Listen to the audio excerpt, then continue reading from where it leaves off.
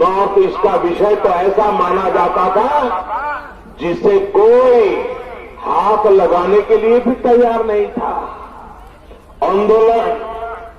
आंदोलन हो रहे हैं, होने दो। ब्लॉकेड हो रहा है, होने दो। हिंसा हो रही है, किसी तरह काबू में कर लो। बस यही अप्रोच नॉर्थ ईस्ट के विषय में था।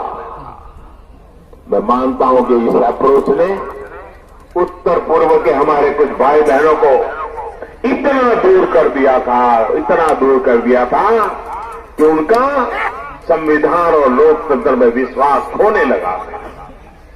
बीते दशकों में नॉर्थ ईस्ट में हजारों निर्दोष मारे गए, हजारों सरल सुरक्षाकर्मी शहीद हुए, लाखों बेघर हुए, लाखों कभी ये देख ही नहीं पाए कि विकास का मतलब क्या होता है। ये सच्चाई